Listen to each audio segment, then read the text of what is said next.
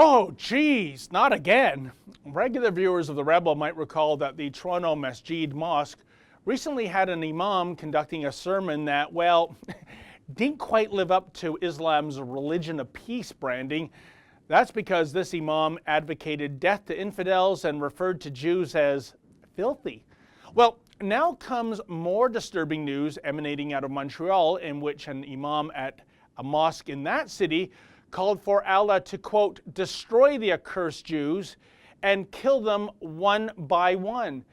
A National Post story revealed that the Middle East Media Research Institute recently released a video in which an imam at the Al-Andalus Islamic Center advocated death to Jews and served up preposterous conspiracy theories regarding Judaism. Sheikh Wael al-Getawawi is shown in the video clips proclaiming that Jews were, quote, people who slayed the prophets, shed their blood, and cursed the Lord, end quote. He also said Jews were the descendants of Turkish Mongols and had been, quote, punished by Allah, and he said Jews have no historical ties to either Jerusalem or Palestine. Now, the mosque administration has blamed, quote, clumsy and unacceptable phrasing, end quote, by a substitute imam. I love that word, clumsy, as though the imam mispronounced a word rather than calling for genocide. Oopsie. As an outside observer, what's interesting to me is the sort of damage control that emerges from mosques and various Muslim associations when this sort of fecal matter hits the fan.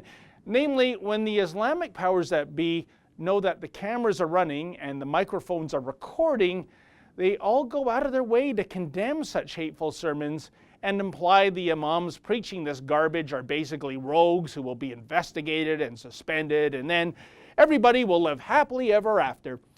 I'm not sure I'm buying what these guys are selling, but here's what I think is more concerning. Namely, it's typically an outside source that's able to translate Arabic into English that exposes the hateful propaganda for what it is.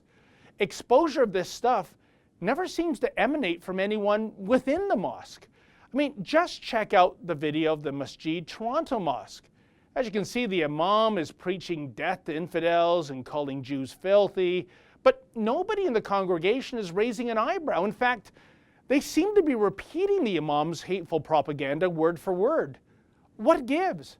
If I was attending a church service and heard a minister advocating for violence and death for a certain group, I'm not sticking around, and I definitely file a complaint, as I'm certain others would too. So the question arises, why are the people at these mosques buying into these hateful sermons chapter and verse? Do they actually agree with what's being preached? Or maybe those who have a problem with the sermon are simply too fearful to come forward given the potential repercussions. Either way, it's downright disturbing. So perhaps we need an amendment to the anti-Islamophobia motion, M103, one that would prohibit imams from delivering sermons that call for violence and death and genocide. Oh, what am I saying? The Trudeau Liberals might consider that sort of language Islamophobic.